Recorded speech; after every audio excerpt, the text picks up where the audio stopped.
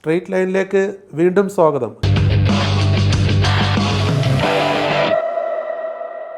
പ്രതികരണം നമ്മുടെ കയ്യിൽ ഒതുങ്ങുന്നില്ല, നടപടി നമ്മുടെ കയ്യിൽ നിൽക്കുന്നതാണ്. റൂൾസ് ഉണ്ടായി വരുന്നതിൻ്റെ തന്നെ ഉദ്ദേശം എന്താണ്? അതിൻ്റെ അകത്ത് ആരെങ്കിലുമൊക്കെ ലംഘിക്കാനായിട്ടുള്ള താല്പര്യം ഉണ്ടാകും എന്നുള്ളത് കൊണ്ട് തന്നെയാണല്ലോ. ഇക്കാര്യത്തിൽ അന്വേഷണം ഉണ്ടാകും തുടർന്ന്. ഇനി മെമ്മോ ഓഫ് ചാർജസ് ഉണ്ടാകും. മെമ്മോ ഓഫ് ചാർജസ് കഴിഞ്ഞാൽ അന്വേഷണം ഉണ്ടാകും. ഇങ്ങനൊരു സംഭവം അൺഫോർച്ചുനേറ്റ് ആണെന്നുള്ളൊരു വ്യൂ ഉണ്ടോ മാഡം? അത് തീർച്ചയായിട്ടും ഉണ്ട്. ഒരു വ്യതിയാനം ഉണ്ടാകുന്നത് സിസ്റ്റത്തിൻ്റെ കുഴപ്പമില്ല. ഉണ്ടാകുന്ന വ്യതിയാനത്തിനെ തിരുത്താൻ പറ്റുന്നുണ്ടോ എന്നുള്ളതാണ് സിസ്റ്റത്തിൻ്റെ ശക്തി. ഈ സീനിയേഴ്സ് ജൂനിയേഴ്സിനെ പീഡിപ്പിക്കുന്ന ഒരു സാഹചര്യം ഏതൊരു ഓർഗനൈസേഷൻ്റെ അകത്തും ഇങ്ങനെയുള്ള റിസ്ക് ഉണ്ട്. അങ്ങനെ ഒരു സാഹചര്യം നേരിടേണ്ടി വന്നിട്ടുണ്ടോ? വന്നിട്ടുണ്ട്. വ്യത്യസ്ത സ്വഭാവങ്ങളുള്ളവർ പല ആളുകളും കൂടി ചേരുന്നതാണ് സിവിൽ സർവീസ്. അപ്പോൾ അതുകൊണ്ട് ഇത് നമ്മൾ വിചാരിക്കുന്നത് പോലെ ഒരാൾക്ക് നിയന്ത്രിച്ചു പോകാനുള്ള ഒരു സംഗതിയല്ല. ഈ അടിവെക്കുന്നതിൻ്റെ ഇടയിലും രാത്രി 12 മണി വരെയും പണിയെടുക്കുന്നവരുണ്ട്. ഓരോ ഫയലും ഒരു ജീവനല്ല, പക്ഷെ ഓരോ ഫയലും ഓരോ പ്രശ്നമാണ്. ചീഫ് സെക്രട്ടറിയുടെ കസേരയിൽ 2 മാസമായി. എങ്ങനെയുണ്ട്? നല്ല ടെൻഷനാണ്. സിനിമയൊന്നും കാണാറില്ല? സിനിമയൊക്കെ കാണും. സിനിമ കാണും, കൊറിയൻ സീരിയൽ കാണും. കുട്ടി റൊമാൻസ് എന്ന് വെച്ചാൽ എനിക്ക് വലിയ ഇഷ്ടം. ഈ മുഖത്തൊരു വോട്ടുണ്ടായാൽ നമ്മൾ വോട്ടിനെ കാണുള്ളൂ, മുഖത്തിനെ കാണൂല.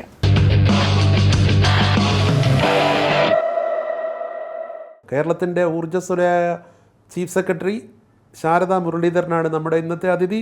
നമസ്കാരം ശാരദ മാം. നമസ്കാരം. ഇപ്പം ചീഫ് സെക്രട്ടറിയുടെ കസേരയിൽ 2 മാസമായി. എങ്ങനെയുണ്ട്? നല്ല ടെൻഷനാണ്. പക്ഷേ കൗൺസിൽ ഓഫ് മിനിസ്റ്റേഴ്സിൻ്റെ സെക്രട്ടറിയാണ്. ക്യാബിനറ്റ് രഹസ്യങ്ങൾ അറിയാം. വകുപ്പ് സെക്രട്ടറിമാരെയും വകുപ്പ് മേധാവികളുടെയൊക്കെ നിയന്ത്രിക്കുക, അവരെ CR എഴുതാം. രസമല്ലേ? അത്തരത്തിലുള്ളത് ഒരു രസമായിട്ടല്ല, ഒരു ഉത്തരവാദിത്തമായിട്ടാണ് കാണുന്നത്. ക്യാബിനറ്റിൽ ഇത് പോവുക ഇതിൻ്റെ നമ്മൾ ആ കൂടി ചീഫ് സെക്രട്ടറിക്ക് മാത്രമേ അതിനകത്തോട്ട് കടക്കാൻ പറ്റുള്ളൂ. അപ്പോൾ അതുകൊണ്ട് അതിൻ്റേതായിട്ടുള്ളൊരു പ്രത്യേകതയുണ്ട് ഓബിയസ്ലി. പിന്നെ വകുപ്പ് തലത്തിലുള്ള നമ്മുടെ ഇപ്പോൾ എസ്റ്റാബ്ലിഷ്മെൻറ്റ്, ഞാൻ ഇപ്പം ചീഫ് സെക്രട്ടറി തലത്തിൽ ഉള്ള എസ്റ്റാബ്ലിഷ്മെൻറ്റ് റിലേറ്റഡ് ആയിട്ടുള്ള കാര്യങ്ങൾ ഞാൻ ഇരുന്നിട്ടുള്ള പോസ്റ്റുകളെ അപേക്ഷിച്ച് നോക്കുമ്പോൾ കൂടുതലാണ്. പക്ഷേ മാഡം ഒരുപാട് അഡ്മിനിസ്ട്രേറ്റീവ് ചുമതലയുള്ള ഒരുപാട് പദവികൾ ഇരുന്നല്ലോ. അതെ, അപ്പോൾ 34 വർഷത്തെ അനുഭവം ഉണ്ടല്ലോ. ടെൻഷനുണ്ട്. ടെൻഷൻ എന്ന് പറയുമ്പോഴത്തേക്ക് കുറേ അധികം കാര്യങ്ങൾ ചെയ്യേണ്ടതായിട്ടുണ്ട്. പുതിയ കുറേ ഇഷ്യൂസും വിഷയങ്ങളും വരുന്നുണ്ട്. നമുക്ക് പലതരത്തിലുള്ള കോർഡിനേഷൻ്റെ ഉത്തരവാദിത്തങ്ങൾ വരുന്നുണ്ട്. പിന്നെ നമ്മുടെ കയ്യിലുള്ള സമയം കുറവാണ്. അപ്പോൾ അതിൻ്റെ അകത്ത് ചെയ്ത് തീർക്കണമെന്ന് ആഗ്രഹിക്കുന്ന കാര്യങ്ങൾ പ്രയോറിറ്റൈസ് ചെയ്യാൻ പറ്റുന്നുണ്ടോ എന്നുള്ള ഒരു ചെറിയൊരു വേവലാതി എപ്പോഴും മനസ്സിൻ്റെ ബാക്കിലുണ്ട്. ഇപ്പം പൊതുവെ സംഘർഷഭരിതമാണല്ലോ. ടെൻഷൻ കൂടുതലും IAS-കാരെ നിയന്ത്രിക്കുന്നതിലാണോ? അതല്ല, ഇപ്പം IAS-കാരെന്നുള്ളതല്ല, ഇപ്പം സിവിൽ സർവീസിൽ തന്നെ നമുക്ക് മൊത്തത്തിൽ ഈ സർവീസിനോടുള്ള ഒരു ഉത്തരവാദിത്വം കൂടി ഉണ്ടല്ലോ. കാരണം ചീഫ് സെക്രട്ടറിയുടെ ജോലിയാണ് ഇത് ആരെ എവിടെ ഇരുത്തുന്നു, അവരുടെ സേവന വേതന വ്യവസ്ഥകൾ നമ്മൾ നോക്കേണ്ടതുണ്ട്. നമുക്ക് ഒരു ഭാഗത്ത് എല്ലാവരുടെയും കരിയർ മുന്നോട്ട് പോവുകയും ചെയ്യണം. പക്ഷെ മറുഭാഗത്ത് നമുക്ക് ആവശ്യത്തിന് ഉദ്യോഗസ്ഥർ ഇവിടെ പലതും മാനേജ് ചെയ്യാനായിട്ടുണ്ടാകണം. അപ്പോൾ അങ്ങനെയൊക്കെ വരുമ്പോഴത്തേക്ക് ഇപ്പോഴത്തെ ഒരു ഘട്ടത്തിൽ നമുക്ക് വാസ്തവത്തിൽ ഉദ്യോഗസ്ഥർ വളരെ കുറവാണ്. അപ്പോൾ അത് കുറവാകുമ്പോഴത്തേക്കും ഉണ്ടാകുന്ന ഒരു സ്ട്രെയിൻ ഉണ്ട്. നമുക്ക് ആർക്കെങ്കിലും എന്തെങ്കിലും ഒരു അത്യാവശ്യം വരുന്നു, ലീവ് എടുക്കേണ്ടി വരുന്നു, അല്ലെങ്കിൽ ഡെപ്യൂട്ടേഷനിൽ പോകുന്നു എന്നൊക്കെ പറയുമ്പോഴത്തേക്കും നമുക്ക് ഇപ്പം നമ്മുടെ കയ്യിൽ ആവശ്യത്തിന് റിസോഴ്സസ് ഇല്ല എന്നുള്ളത്. അപ്പോൾ പിന്നെ ഒരു വളരെ ലിമിറ്റഡ് ആയിട്ടുള്ള ഒരു റിസോഴ്സസ് വെച്ചുകൊണ്ട് മാനേജ് ചെയ്യേണ്ടുന്നതിൻ്റെ ഒരു സ്ട്രെയിൻ ഉണ്ട്. 1-2 പേര് 1-2 അല്ല, 8-10 ഒക്കെ ഇത് ചെയ്യുന്നുണ്ട്. ഇപ്പം ചിലതൊക്കെ ചെറിയ പദവികളാണ്, പക്ഷെ എല്ലാം കൂടി ചേർന്ന് വരുമ്പോഴത്തേക്കും ഭാരിച്ച ഉത്തരവാദിത്തങ്ങൾ പലർക്കും ഉണ്ട്. ഞാനിപ്പോൾ സംഘർഷഭരിതമാണെന്നോ എന്ന് ചോദിച്ചത്, ഇപ്പം പത്രങ്ങളിലെല്ലാം നിറഞ്ഞിരിക്കുന്ന സംഭവം തന്നെയാണ്. 2 IAS ഉദ്യോഗസ്ഥരെ സസ്പെൻഡ് ചെയ്യേണ്ടി വന്നു. അവരോടൊക്കെ സംസാരിച്ചിരുന്നു. കേരള കാഡറിൻ്റെ ഒരു പ്രത്യേകത എന്ന് പറയുന്നത് വളരെ ഇൻഫോർമൽ ആയിട്ടുള്ളൊരു കാഡറാണ്. ഇപ്പം പല കാഡറുകളിലും ചീഫ് സെക്രട്ടറി എന്ന് പറയുന്നത് ആർക്കും അപ്പോയിൻമെൻ്റ് എടുക്കണം, ചിലപ്പോൾ വളരെ പ്രയാസമാണ് കാണാനും എടുക്കാനും ഒക്കെ. പക്ഷേ കേരളത്തിൽ ആർക്ക് വേണമെങ്കിലും എപ്പോൾ വേണമെങ്കിലും കയറി വരാം. അപ്പം എന്ന് മാത്രമല്ല, ചീഫ് സെക്രട്ടറി വിളിക്കും, തിരിച്ച് വിളിക്കാം, ഇപ്പം മെസ്സേജ് ഇടും, ഇപ്പം നമ്മൾ സംസാരിക്കും. പിന്നെ ഒരു mentor Menti colleague, senior junior colleague എന്നുള്ള രീതിയിൽ തന്നെയാണ് ഇത് നിൽക്കുന്നത്. എന്ന് മാത്രമല്ല, ഇപ്പം പല പ്രശ്നങ്ങൾ പലർക്കും ഉണ്ടാകും. പക്ഷേ നമ്മളൊരു കാഡർ എന്ന് പറയുമ്പോഴത്തേക്കും ഇന്നും നാളെയും ഉള്ളൊരു ബന്ധം മാത്രമല്ല, കുറേ വർഷങ്ങൾ നമ്മൾ നിലനിർത്തേണ്ട ബന്ധങ്ങളുണ്ട്. ചീഫ് സെക്രട്ടറിക്ക് നിയന്ത്രിക്കാൻ പറ്റുന്നതല്ലേ അല്ല? ഞാൻ ചോദിക്കട്ടെ, ഇപ്പോൾ എല്ലാവർക്കും നമ്മളൊരു വർക്കിൻ്റെ അകത്ത് നമ്മൾ എക്സ്പെക്റ്റേഷൻ എന്താണ് എന്നുള്ളതും കൂടി വെച്ചുകൊണ്ടാണ്, ആൻഡ് എന്തായിരിക്കണം പ്രവർത്തിക്കേണ്ടത് എന്നുള്ളത് വെച്ചുകൊണ്ടാണ് നമ്മളുടെ നിയമങ്ങളും റൂൾസും ഒക്കെ ഉണ്ടായി വരുന്നത്. അപ്പോൾ ഇപ്പോൾ റൂൾസ് ഉണ്ടായി വരുന്നതിൻ്റെ തന്നെ ഉദ്ദേശം എന്താണ്? അതിൻ്റെ അകത്ത് ആരെങ്കിലുമൊക്കെ ലംഘിക്കാനായിട്ടുള്ള താല്പര്യം ഉണ്ടാകും എന്നുള്ളത് കൊണ്ട് തന്നെയാണല്ലോ, അല്ലെങ്കിൽ അതിൻ്റെ ഉള്ള ഒരു സാഹചര്യം ഉണ്ടായേക്കാം. അപ്പം എന്താണ് ശരി എന്താണ് തെറ്റ് എന്നുള്ളത് നമ്മളെ ഓർമ്മിപ്പിക്കാനുള്ള ഒരു സംഗതിയാണ് റൂൾസ്. പക്ഷേ റൂൾസ് എന്ന് പറയുന്നത് ഇൻ്റർപ്രിട്ടേഷന് വിധേയമാണ്. അപ്പം നമ്മൾ അത് പലരും പല രീതിയിലാണ് ഇൻ്റർപ്രിറ്റ് ചെയ്യുന്നത്, വ്യാഖ്യാനിക്കുന്നത്. അപ്പോൾ ആ വ്യാഖ്യാനിക്കുന്നതിനെ ഇപ്പം നമ്മളെ സംബന്ധിച്ചിടത്തോളം പലതരത്തിലുള്ള സ്വഭാവങ്ങൾ ഉള്ളവരാണ്. ഉദ്യോഗസ്ഥരായാലും അവർ മനുഷ്യരാകുമ്പോഴത്തേക്കും പലതരത്തിലുള്ള സ്വഭാവമുണ്ട്. അപ്പോൾ ഒന്നും മിണ്ടാത്ത ആളുകളുണ്ടാകും, വളരെ നെറ്റ്വർക്ക് ചെയ്ത് നിൽക്കുന്ന ആളുകളുണ്ടാകും, ജോലി വളരെ ലൈറ്റായിട്ട് എടുക്കുന്നവരുണ്ടാകും, ജോലിയിൽ വളരെ സങ്കീർണമായിട്ട് നിൽക്കുന്നവരുണ്ടാകും, ചിലത് ധാരാളം കാര്യങ്ങൾ പക്ഷെ ഉപരിപ്ലവമായിട്ട് ചെയ്യുന്നവരുണ്ടാകും, ചിലർ വളരെ കുറച്ച് ചെയ്യുള്ളൂ പക്ഷെ ചെയ്യുന്നത് വളരെ ഭംഗിയായിട്ട് ചെയ്യുന്നു. അപ്പോൾ ഇത് വ്യത്യസ്ത സ്വഭാവങ്ങളുള്ളവർ പല ആളുകളും കൂടി ചേരുന്നതാണ് സിവിൽ സർവീസ്.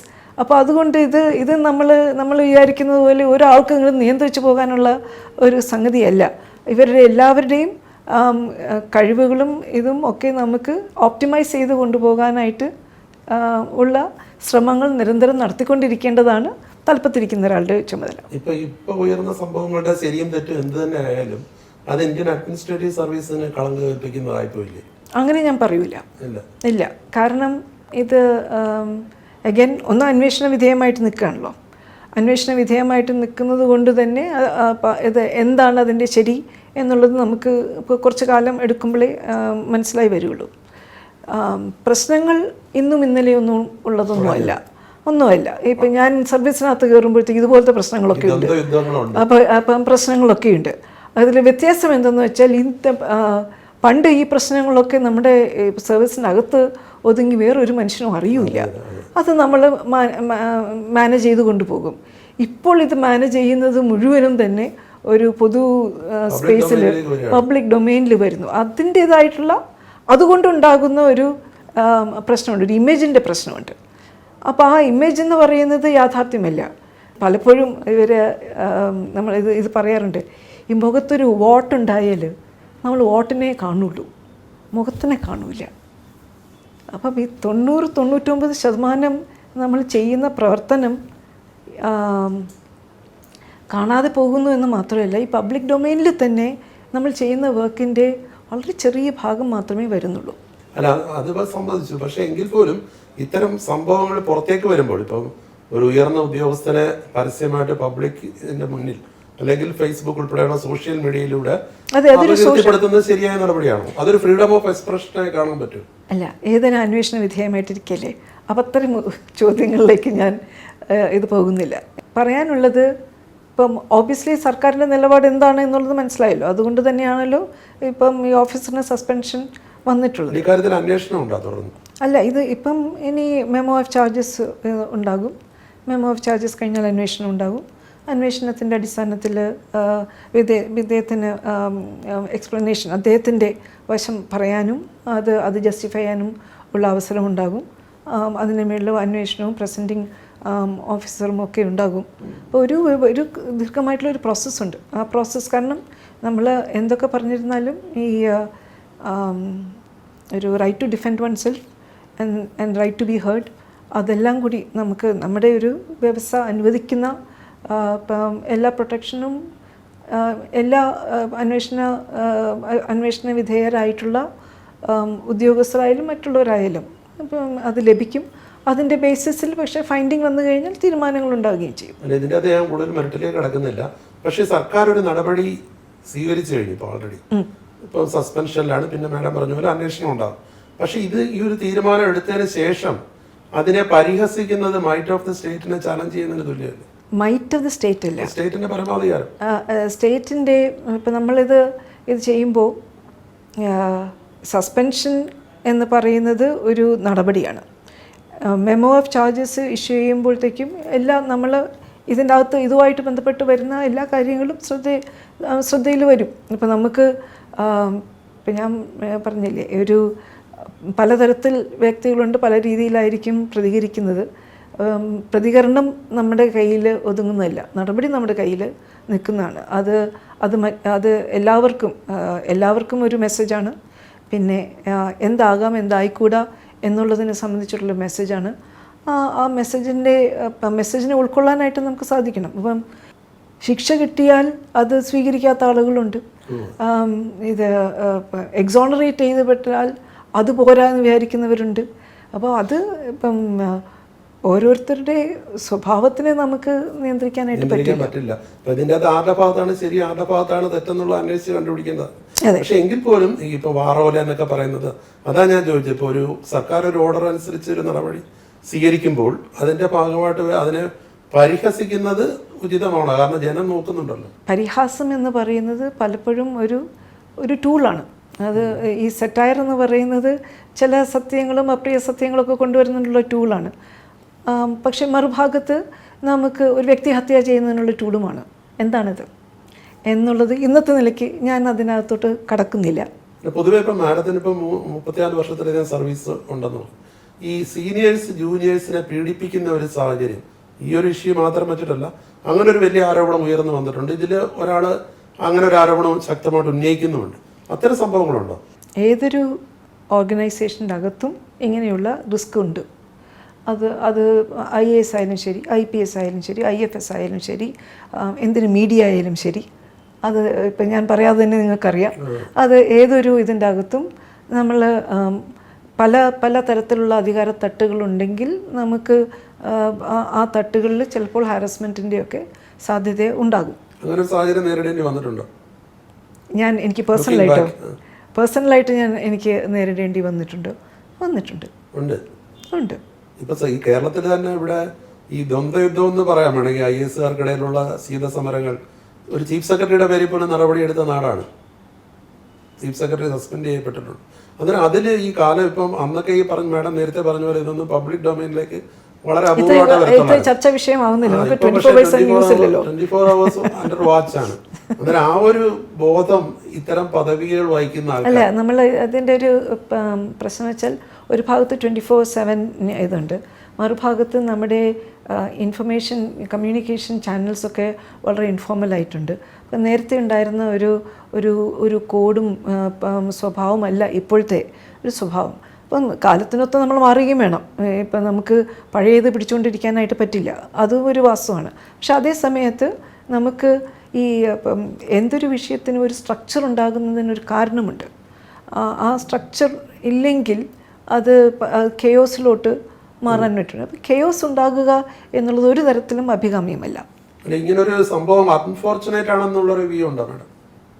അത് തീർച്ചയായിട്ടും ഉണ്ട്, നിർഭാഗ്യകരമാണ്. ഇപ്പോൾ കഴിഞ്ഞ അസംബ്ലിയിൽ ചീഫ് മിനിസ്റ്റർ പറഞ്ഞ ഒരു കാര്യം എന്ന് പറഞ്ഞാൽ 3 ലക്ഷത്തിലധികം ഫയലുകൾ ഇവിടെ കെട്ടിക്കിടക്കുന്നുണ്ടെന്നാണ്. അന്നേരം ജനം നോക്കുമ്പം ഫയലുകൾ കെട്ടിക്കിടക്കുന്നുണ്ട്. CM വേറൊരു കാര്യം പലതവണ പറഞ്ഞിട്ടുള്ളതാണ്, ഓരോ ഫയലും ഓരോ ജീവിതമാണെന്ന്. അന്നേരം ജനം നോക്കുമ്പോൾ ഈ ഫയലുകൾ കെട്ടിക്കിടക്കുന്നു, ഉന്നത പദവിയിലിരിക്കുന്നവർ തമ്മിൽ ഏറ്റുമുട്ടുന്നു. എന്ത് വിചാരിക്കും? ഇത് രണ്ടും ഇപ്പം കൂട്ടിക്കുഴപ്പിക്കരുത്. കാരണം ഈ അടിവെക്കുന്നതിൻ്റെ ഇടയിലും രാത്രി 12 മണി വരെയും പണിയെടുക്കുന്നവരുണ്ട്. അപ്പോൾ അതുകൊണ്ട് അടിവെക്കുന്നതിൻ്റെ ഇടയിൽ തന്നെ അടിയും വെക്കുമായിരിക്കും. ഇപ്പം പല കാര്യങ്ങളെ സംബന്ധിച്ച് പല കാര്യങ്ങളെ സംബന്ധിച്ച് വളരെ ശക്തമായിട്ടുള്ള അഭിപ്രായങ്ങളുണ്ടാകും, അഭിപ്രായ വ്യത്യാസമുണ്ടാകും. അത് ഇപ്പം ഗ്രൂപ്പിൻ്റെ അകത്തും നമ്മുടെ പല ഇൻഫോർമൽ ഗ്രൂപ്പുകളും ഉണ്ട്. ഗ്രൂപ്പുകളകത്ത് ഈ അഭിപ്രായ വ്യത്യാസങ്ങളൊക്കെ വളരെ ശക്തമായിട്ട് ഇത് ചെയ്യുമ്പോൾ, പക്ഷെ അതിൻ്റെ കൂട്ടത്തിൽ തന്നെ നമ്മൾ കാണുന്നത് ജോലി ചെയ്യുന്നുണ്ട്. അപ്പോൾ ഈ അഭിപ്രായം പലപ്പോഴും ഈ അഭിപ്രായ വ്യത്യാസത്തിൽ കൂടിയാണ് നമ്മൾ വളരുകയും ചെയ്യുന്നത്.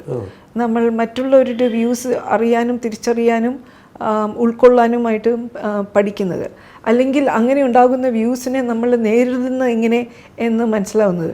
അതുകൊണ്ട് അഭിപ്രായ വ്യത്യാസങ്ങൾ ഒരു പ്രശ്നമല്ല. അത് ജോലിയെ ബാധിക്കേണ്ട കാര്യമില്ല. അത് പലപ്പോഴും ജോലിക്ക് സഹായകവുമായിരിക്കും.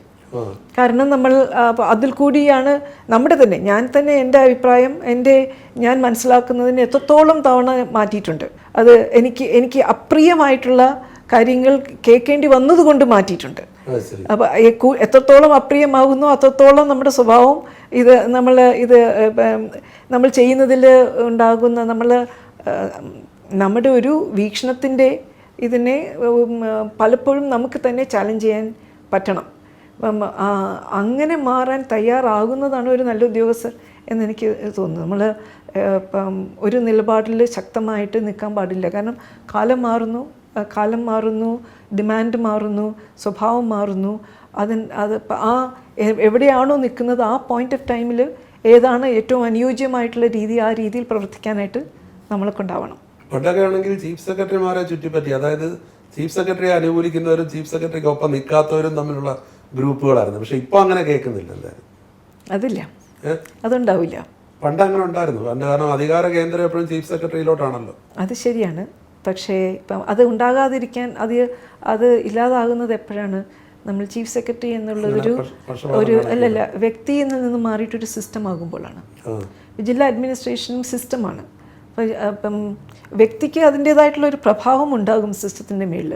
പക്ഷേ സിസ്റ്റം ഒരു എസ്റ്റാബ്ലിഷ് സിസ്റ്റം വന്നു കഴിഞ്ഞാൽ പിന്നെ അതിനെ അത് ഒലയാത്തിടത്തോളം കാലം ആര് വന്നിരുന്നാലും അതിൻ്റെ ഒരു നിഷ്പക്ഷത നിലനിർത്തിക്കൊണ്ട് പോകാനായിട്ട് പറ്റും. ഇപ്പം ഈ വിഷയം ഇപ്പോൾ സ്വാഭാവികമായിട്ടും സംസ്ഥാനത്തെ സംബന്ധിച്ചിടത്തോളം ഗൗരവമേറിയ ഒരു വിഷയമാണല്ലോ. അക്കാര്യത്തിൽ മുഖ്യമന്ത്രി ഈ വിഷയത്തിൽ സജീവമായ ചർച്ച ചെയ്തിട്ടുണ്ടാവുമല്ലോ അല്ലേ? ഉറപ്പായിട്ടും. അതെ, ഇപ്പം അദ്ദേഹത്തിൻ്റെ ശ്രദ്ധയിലുണ്ട്. നമ്മൾ എന്താണ് ഇത് പരിഹാരം? നമുക്ക് ഇപ്പം ഫോൾട്ട് ലൈൻസ് എത്രത്തോളമാണ് ഉണ്ടായി വന്നിട്ടുള്ളത് എന്നുള്ളത് മനസ്സിലാക്കാൻ അദ്ദേഹം ശ്രമിക്കുന്നുണ്ട്. അൾട്ടിമേറ്റ്ലി നമ്മളെ സംബന്ധിച്ചിടത്തോളം നമ്മുടെ ഗവർണൻസ് മുന്നോട്ട് കൊണ്ടുപോകണം. ഇത് നമ്മൾ ചെയ്യുന്ന പ്രവർത്തനത്തിന് അത് ഹാനികരമാകുന്ന വിധത്തിൽ ബാധിക്കരുത്. എല്ലാവരും അവരുടെ ഉത്തരവാദിത്തങ്ങളും മുന്നോട്ട് കൊണ്ടുപോകാനായിട്ട് സാധിക്കണം. പിന്നെ അത് ചെയ്യണമെങ്കിൽ തന്നെ നമുക്കൊരു രമ്യത സംവിധാനത്തിനകത്തുണ്ടാകണം. അത് നിലനിർത്തുകയും വേണം. പക്ഷെ അതേ സമയത്ത് നമ്മൾ ആ രമ്യത നിലനിർത്തുമ്പോൾ തന്നെ നമ്മുടെ ഡിസിപ്ലിൻ കളിച്ചുകൊണ്ടും നമുക്കത് ചെയ്യാൻ പറ്റില്ല. പ്രത്യേകിച്ചും IAS ഓഫീസേഴ്സ് ഗവൺമെന്റിന്റെ റെപ്രസെന്റേറ്റീവ്സ് ആണ്. പ്രത്യേകിച്ച് കേരളത്തിൽ ഇപ്പോഴത്തെ സാഹചര്യത്തിൽ ഒരു ഉപതെരഞ്ഞെടുപ്പ് നടക്കുന്നുണ്ട്. എന്നാൽ ഇത്തരം അവരുടെ ഓരോരോ ഇൻഡിവിജ്വൽസ് ആണെങ്കിലും അവരുടെ പ്രവൃത്തികൾ മൊത്തത്തിൽ ബാധിക്കുന്ന ഗവൺമെന്റിനെ അല്ലേ? പാടില്ല. ഗവൺമെൻറ് ഒരു വ്യക്തിയായിട്ട് തന്നെയാണ് നമ്മൾ കാണേണ്ടത്. വ്യക്തി സിസ്റ്റം അല്ലല്ലോ. സിസ്റ്റം വ്യക്തിയും സിസ്റ്റമായിട്ട് കൺഫ്ലിക്റ്റ് ചെയ്യരുത്. അത് ചെയ്യുന്നത് തെറ്റാണെന്നാണ് എൻ്റെ അഭിപ്രായം. വ്യക്തിക്ക് ഉത്തരവാദിത്വം ഉണ്ടല്ലോ, അവർ പ്രതിദാനം ചെയ്യുന്ന ജോബിന്റെ അടിസ്ഥാനത്തിൽ. അതെ. അപ്പോൾ അത് ഇന്നല്ല, ഇന്നലെയല്ല, മെനിഞ്ഞാന്നല്ല, നാളെയല്ല, മറ്റന്നാളല്ല. അപ്പോൾ അതിൽ നിന്നിട്ട് വ്യതിയാനങ്ങൾ ഉണ്ടാകും. ആ വ്യതിയാനങ്ങൾ ഉണ്ടാകുമ്പോഴത്തേക്കും അത് തിരുത്തുക എന്നുള്ളതാണ്. ഒരു വ്യതിയാനം ഉണ്ടാകുന്നത് സിസ്റ്റത്തിൻ്റെ കുഴപ്പമില്ല. ഉണ്ടാകുന്ന വ്യതിയാനത്തിനെ തിരുത്താൻ പറ്റുന്നുണ്ടോ എന്നുള്ളതാണ് സിസ്റ്റത്തിൻ്റെ ശക്തി. ഇപ്പോൾ ഫയലുകളുടെ കാര്യം പറഞ്ഞു. ഇപ്പം മാഡം വളരെ കുടുംബശ്രീ തൊട്ട് ഈ തദ്ദേശ സ്വയംഭരണത്തിൻ്റെ ചുമതല വഹിക്കുന്നതിലടക്കം ഏറ്റവും കൂടുതൽ ജനങ്ങളോട് ഏറ്റവും അവർക്ക് ആവശ്യമായിട്ടുള്ള കാര്യങ്ങൾ ചെയ്യുന്നതിന് ഈ സർവീസിലുടനീളം പരിശ്രമിക്കുകയും പല കാര്യങ്ങളും നടപ്പിലാക്കുകയും ചെയ്ത ഒരു ഓഫീസറാണ്. എന്നാൽ ഇപ്പോൾ ഈ ഫയലുകൾ നീങ്ങുന്ന കാര്യത്തിൽ എന്തെങ്കിലും പുതിയതായിട്ട് ഈ ഫയലുകളുടെ നീക്കം വേഗത്തിലാക്കാൻ എന്തെങ്കിലും പുതിയ സംവിധാനമുണ്ടോ, അതോ നിലവിലുള്ള സംവിധാനം തുടരുകയാണ്? നിലവിലുള്ള സംവിധാനങ്ങൾ തന്നെയാണ് തുടരുന്നത്. ഇപ്പോൾ പ്രധാനമായിട്ടും നമ്മൾ നോക്കുന്നത് ഇപ്പം കേരളത്തിൽ ഇപ്പോൾ ഈസ് ഓഫ് ഡൂയിങ് ബിസിനസ്സിൽ ആക്ച്വലി 1ാം സ്ഥാനത്തെത്തി. എന്തുകൊണ്ടെത്തി എന്ന് ചോദിച്ചാൽ, ഇപ്പം കേരളത്തിനെ കുറിച്ച് നമ്മുടെ കേരളത്തിൻ്റെ പ്രതിച്ഛായ നമ്മൾ കാലികമായിട്ട് അത്തരത്തിലുള്ള ഒരു ഇമേജ് അല്ല കേരളത്തിനുള്ളത്. പക്ഷേ ഇത് എങ്ങനെ എത്തി എന്ന് ചോദിച്ചു കഴിഞ്ഞാൽ, ബേസിക്കലി ഒരു ഡിജിറ്റൽ ഇൻഫ്രാസ്ട്രക്ചർ കൊണ്ടുവരുന്നതിൽ കേരളം വളരെയധികം മുന്നോട്ട് പോയിട്ടുണ്ട്. മറ്റ് സംസ്ഥാനങ്ങളെ അപേക്ഷിച്ച് പല മേഖലകളിലും ഈ ഡിജിറ്റൽ ഇൻഫ്രാസ്ട്രക്ചർ കൊണ്ടുവരുന്നതിനുള്ള നടപടികൾ എടുത്തിട്ടുണ്ട്. ഡിജിറ്റൽ ഇൻഫ്രാസ്ട്രക്ചർ ഇപ്പോൾ കൊണ്ടുവരുന്നതിൻ്റെ സർവീസസ് ഒക്കെ ഡിജിറ്റൽ ആകുന്നതിൻ്റെ ഗുണം എന്താണ്? ഒന്ന് സ്പീഡ്. 2 അഴിമതി, ഇപ്പം 3 സൗകര്യം, ഇപ്പം നമുക്ക് വ്യക്തതയുണ്ടാകുന്നു. നമ്മൾ ഈ ഫയലെന്ന് പറയുന്നത് ഓരോ ഫയലും ഒരു ജീവനല്ല, പക്ഷെ ഓരോ ഫയലും ഓരോ പ്രശ്നമാണ്. അപ്പം ഇപ്പം ഡിജിറ്റൽ ഇൻഫ്രാസ്ട്രക്ചറിനെ സംബന്ധിക്കുന്ന ഫയല് എന്ന് പറയുന്നതിൻ്റെ അകത്ത് ഒരു വ്യക്തിയല്ല, ഒരുപക്ഷെ 10,000-കണക്കിന് വ്യക്തികൾ ഉണ്ടാകും അതിൻ്റെ പിന്നാലെ. പക്ഷേ നമ്മൾ ചെയ്യുമ്പോൾ നമ്മൾ കാണുന്നത് ഒരു ഇൻഫ്രാസ്ട്രക്ചറിൻ്റെ ടെക്നിക്കൽ സൊല്യൂഷൻ കണ്ടെത്തുക എന്നുള്ള രീതിയിലാണ്. അതെ, അതൊക്കെ ഉണ്ട്. അപ്പം ഞാനത് ഇതേട്ടെ. അപ്പോൾ ഒന്ന്, ഈ ഡിജിറ്റൽ ഇൻഫ്രാസ്ട്രക്ചർ ഉണ്ടായി വരുന്നതുകൊണ്ട് തന്നെ സേവനങ്ങൾ ഇതാകുമ്പോൾ പലതരത്തിൽ ഈ സേവനങ്ങളുടെ പേരിലുള്ള ഫയലും പ്രവർത്തനങ്ങളും ഒക്കെ ലിമിറ്റ് ചെയ്യും. അത് കുറേയൊക്കെ നമുക്ക് ഓട്ടോമേറ്റ് ചെയ്യാനായിട്ട് പറ്റും. അപ്പം അങ്ങനെ തന്നെ നമുക്ക് ഈ നമ്മുടെ ഒരു മൊത്തത്തിലുള്ള നമ്മുടെ പ്രവർത്തനത്തിന് മെച്ചപ്പെടുത്താൻ പറ്റും. മാനുവൽ ഫിസിക്കൽ ഫയലുകളാകുമ്പോൾ എത്ര ഫയലാണ് ഏത് പ്രധാനപ്പെട്ടത് എന്നൊന്നും നമുക്ക് തിരിച്ചറിയാനായിട്ട് പറ്റില്ല. ഇത് വളരെ ക്ലിയർ ആയിട്ട് അറിയാൻ പറ്റും. ആരുടെയെങ്കിലും കയ്യിൽ പെൻഡൻസിയും വിവരങ്ങളൊക്കെ കൃത്യമായിട്ട് അറിയാനായിട്ട് ഈ ഗവർണൻസ് നമുക്ക് ഇപ്പോൾ നമ്മൾ ഓരോ മാസവും ചീഫ് സെക്രട്ടറിയുടെ കോൺഫറൻസിൽ സെക്രട്ടറിമാർ നമ്മളത് വിലയിരുത്തുന്നുണ്ട്, എത്രയാണ് ഇത് വന്നിട്ടുള്ളത്. അപ്പം സെക്രട്ടേറിയറ്റ് പൂർണ്ണമായിട്ടുണ്ട്, HODs ആയിട്ടുണ്ട്, അതിൻ്റെ സബ് ഓഫീസുകൾ ആയിക്കൊണ്ടിരിക്കുന്നു. അപ്പം അത് പല ഓഫീസുകളും പൂർണ്ണമായിട്ട് ആയിട്ടുണ്ട്. അപ്പോൾ അതുകൊണ്ട് തന്നെ നമുക്ക് അങ്ങനെ കൊറിയിട്ട് നിൽക്കുന്നു എന്നുള്ളത് കിട്ടുമ്പോൾ അറിയാൻ പറ്റും, നടപടിയെടുക്കാൻ പറ്റും. ഈ സംഗതി നമ്മൾ ഇപ്പോൾ വളരെ പെട്ടെന്ന് തന്നെ പരിഹരിക്കാനായിട്ട് സാധിക്കും ഫയലുകളുടെ. പക്ഷെ നമ്മൾ ഓർക്കേണ്ടുന്നത് ഇപ്പം തദ്ദേശ ഭരണ വകുപ്പിലെ സെക്രട്ടറി ഒരു ദിവസം ഫയലുകൾ തീർക്കുമ്പോൾ അടുത്ത ദിവസം ഇപ്പം പൂർണ്ണമായിട്ട് ഇത് ബ്ലാങ്ക് ആക്കുമ്പോഴത്തേക്കും അടുത്ത ദിവസം 80 ഫയലുകൾ കാണും. അപ്പം ലോഡ് എന്ന് പറയുന്നത്, ആൻഡ് ഈ തദ്ദേശ ഭരണ വകുപ്പ് സെക്രട്ടറിക്ക് വേറെയും ചുമതലയുണ്ട്, അവിടെയുമുണ്ട് ഒരു 60-70 ഫയലുകൾ. അപ്പം ഈ ഫയലുകളുടെ ബാഹുല്യം വരുമ്പോഴത്തേക്കും നമ്മൾ ഓർക്കേണ്ടത് ഫൈനലി നമ്മളും ഹ്യൂമനാണ്. ഇത്രയൊക്കെ അല്ല, അതിൻ്റെ സ്ട്രെസ്സല്ല, നമ്മൾ ഇപ്പോൾ ഒന്ന് ശ്രദ്ധ ഇപ്പം ഈ ഫയലുകളിൽ തന്നെ ഇപ്പം ഇറ്റ് ഇസ് നോട്ട് ആസ് ഒരു ഫയൽ തുറന്നാൽ നമുക്ക് നമ്മുടെ കയ്യിൽ ഉത്തരമുണ്ട്, ആ ഉത്തരം എഴുതിയെടുക്കാൻ പറ്റുന്നതൊന്നും ആയിരിക്കണം എന്നില്ല. നമുക്ക് അന്വേഷിക്കേണ്ടതായിട്ടുണ്ട്, ആലോചിക്കേണ്ടതായിട്ടുണ്ട്.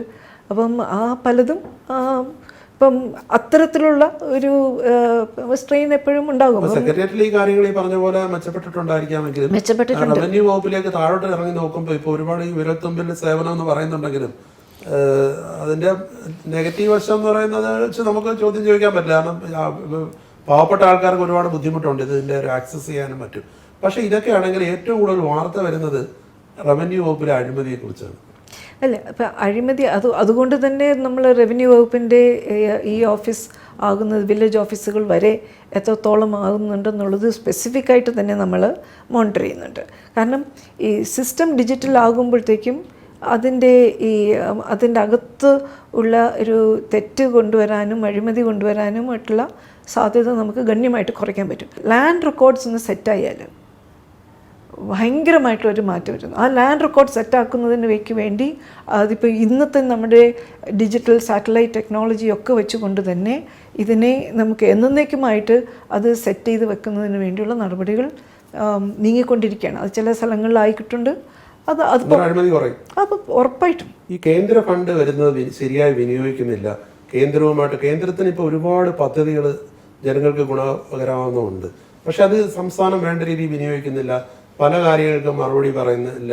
ഇപ്പം തന്നെ റവന്യൂവിൻ്റെ കാര്യത്തിൽ തന്നെ എത്രയോ 22 കോടിയുണ്ടോ അനുവദിച്ചത് 20 കോടി വിനിയോഗിക്കാതെ വന്നു എന്നൊക്കെ പറഞ്ഞ വാർത്തകൾ വരുന്നു.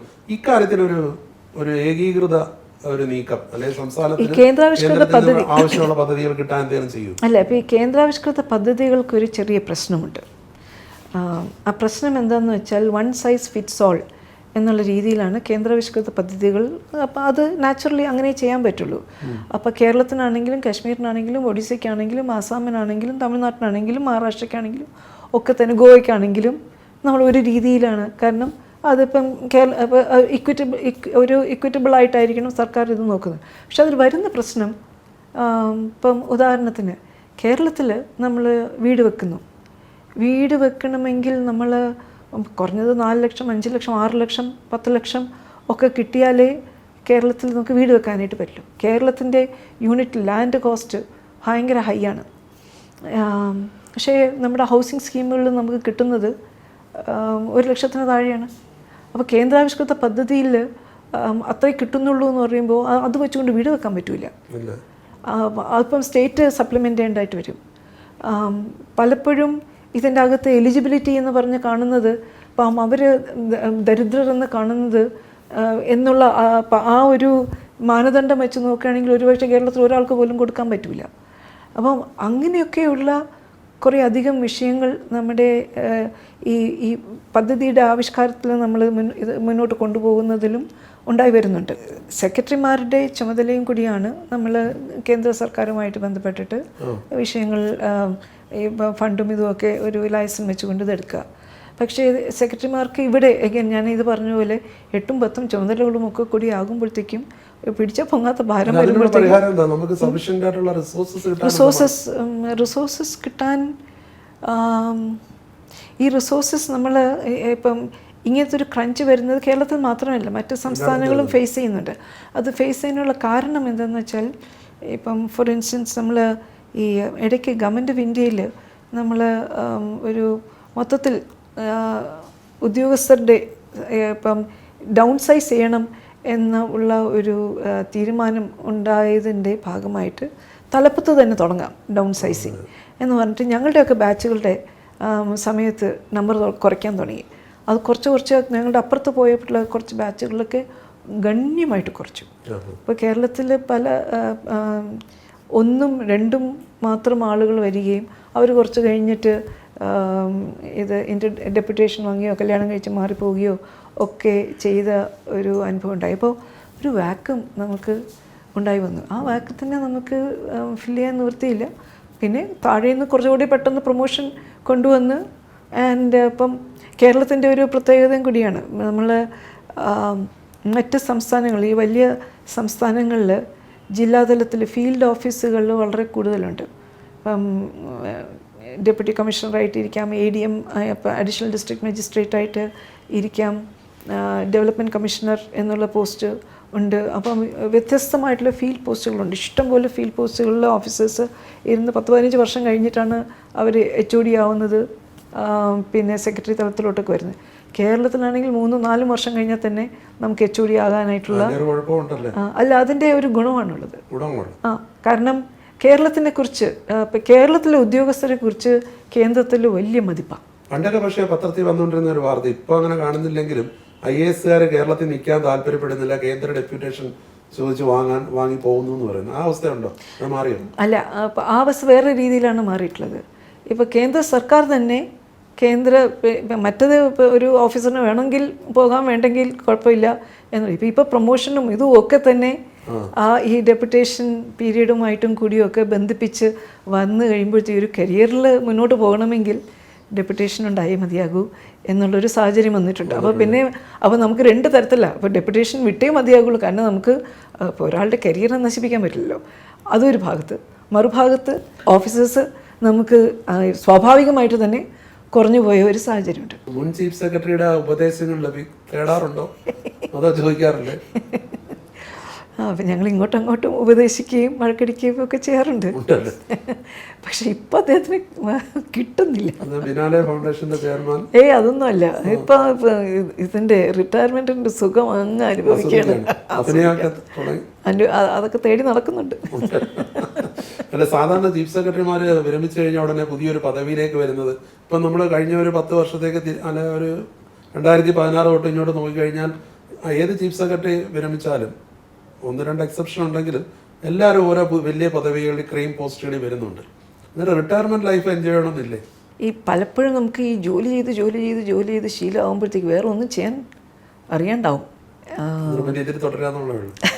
അപ്പോൾ പിന്നെ നമുക്ക് അത്തരത്തിലുള്ള എന്ന് മാത്രമല്ല ഓൾ സെഡ് ആൻഡ് ഡൺ ഭയങ്കര ഒരു അനുഭവ സമ്പത്താണല്ലോ. അപ്പോൾ അത് പെട്ടെന്ന് ഒരു നിഷ്ക്രിയമാകുന്നതും ശരിയല്ല. മാഡം ഒരു കവി ആയതുകൊണ്ട് ഈ ടെൻഷൻ ലഘൂകരിക്കാനൊക്കെ കവിത എഴുതാറുണ്ടോ?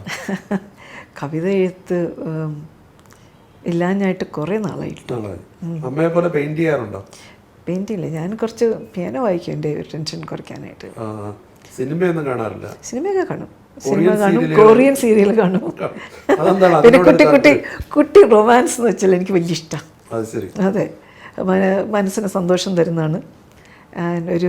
ഒരു യൂട്ടോപ്പിയനും ആയിട്ടുള്ള ഒരു ലോകം നമുക്ക് കുറച്ച് എസ്കേപ്പിസ്റ്റ് ആണല്ലോ.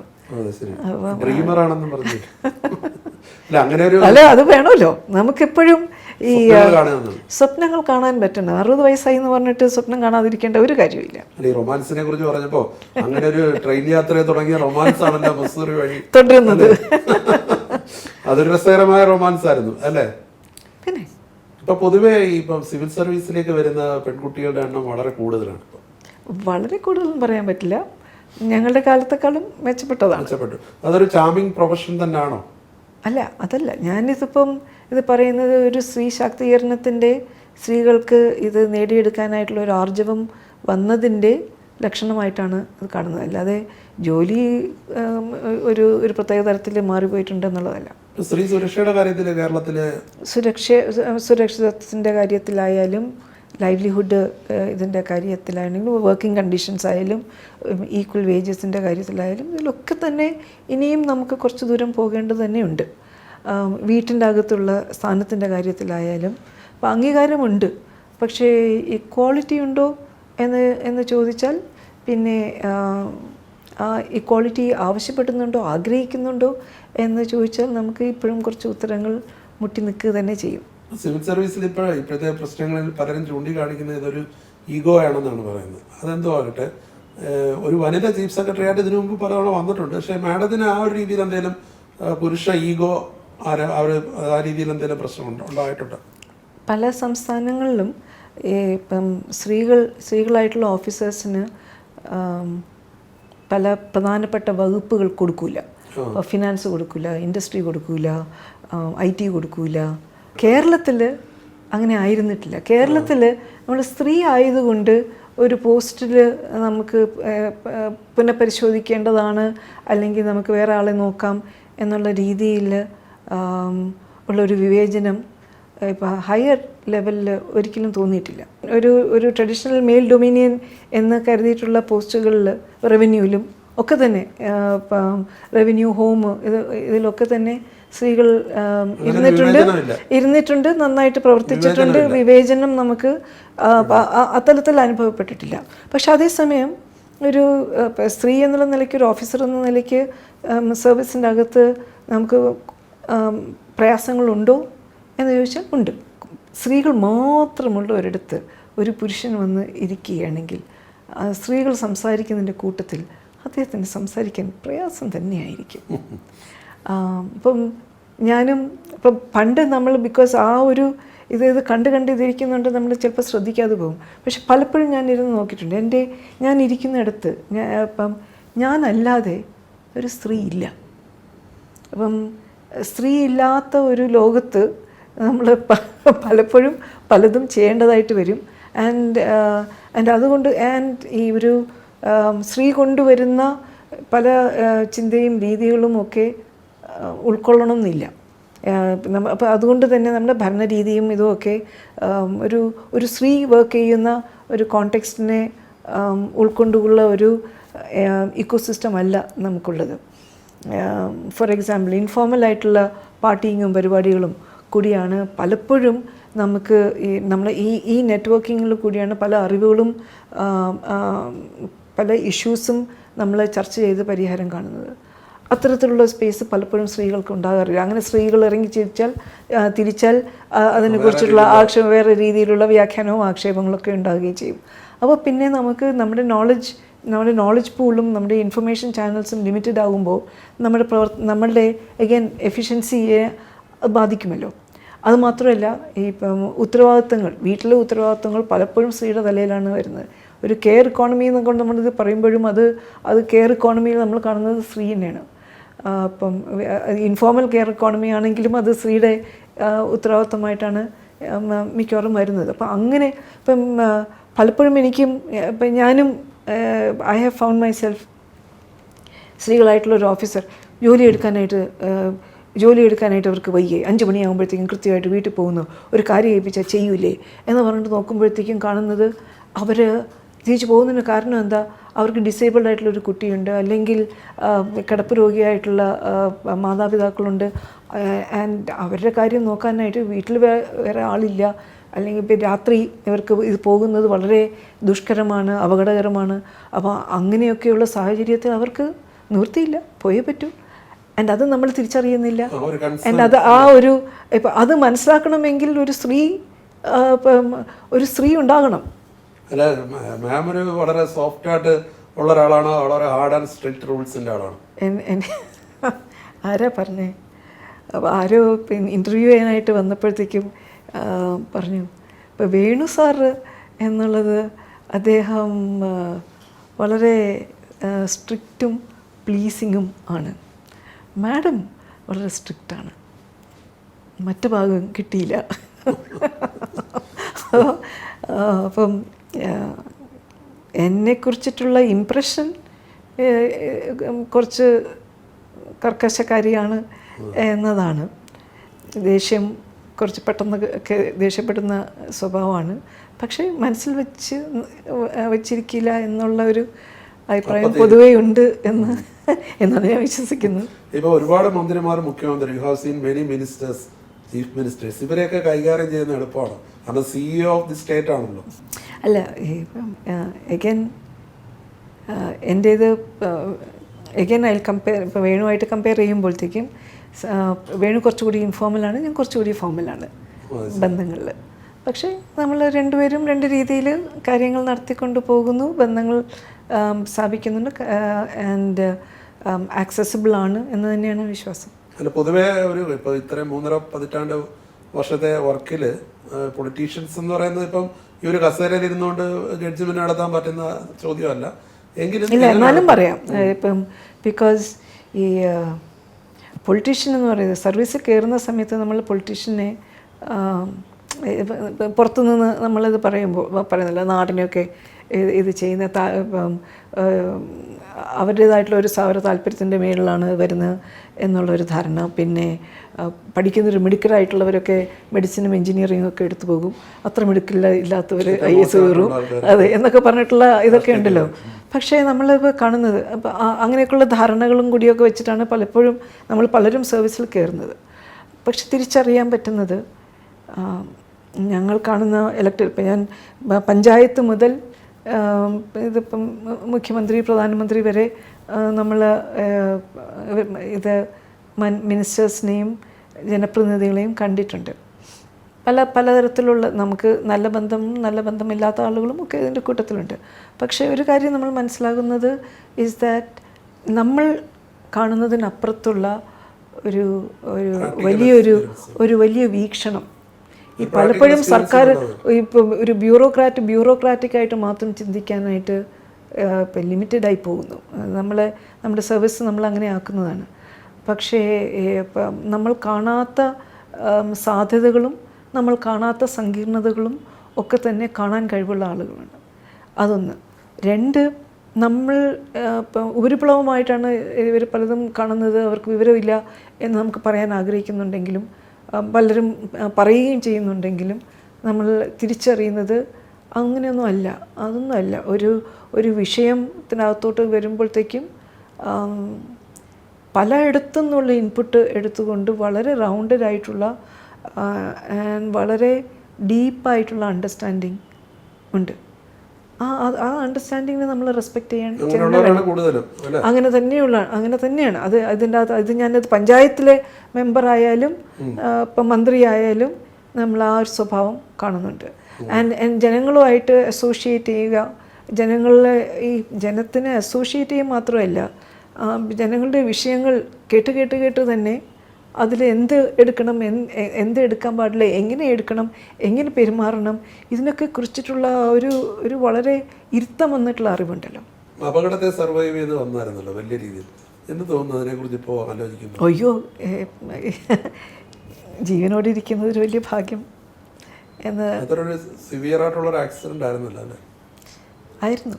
ഞങ്ങളൊക്കെ മരിച്ചു പോകേണ്ട ആക്സിഡൻറ്റ് തന്നെയാണ്. ഇപ്പോൾ ഒരു സീറ്റ് ബെൽറ്റിന് കൊണ്ട് ഇത്രയും കാര്യമുണ്ടോ എന്ന് ശരിക്കും അത് ഓർത്തു തോന്നുന്നു. എൻ്റെ സീറ്റ് ഇളകി മുന്നോട്ട് പോയതാണ്. പക്ഷെ ആ സീറ്റ് ബെൽറ്റ് ഇത് വെച്ചിരുന്നത് കൊണ്ട് തന്നെ ഞാൻ വണ്ടി കൂടി തെറിച്ച് പുറത്തോട്ട് പോയില്ല, അല്ലെങ്കിൽ പോകുമായിരുന്നു, മരിക്കുമായിരുന്നു. അത്രയ്ക്ക് വലിയ ആഘാതമാണ് ഇപ്പോൾ ഇതുണ്ടായത്. ആ ഒരു സെക്കൻഡിൽ അന്നേരം എന്തായിരുന്നു ചിന്തിച്ചത്? അല്ല, നല്ല ഉറക്കമായിരുന്നുകൊണ്ട് ഉറക്കത്തിൽ നിന്നാണ് ബോധം കിട്ടത്. ഓ, അങ്ങനെയാണ്. അതുകൊണ്ട് അതും ഒരു ഭാഗ്യം.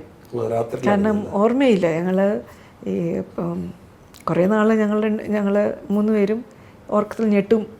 ഞങ്ങൾ ഇരിക്കുമ്പോൾ ഇതൊക്കെ അറിയാതെ ഞെട്ടുമൊക്കെ ആയിരുന്നു. പക്ഷേ ഞങ്ങൾക്ക് 3 പേർക്കും ഈ ഒരു ആക്സിഡൻറ്റിൻ്റെ ഒരു ലൈവായിട്ട് മുന്നിൽ കണ്ട ഒരു ഇതില്ല.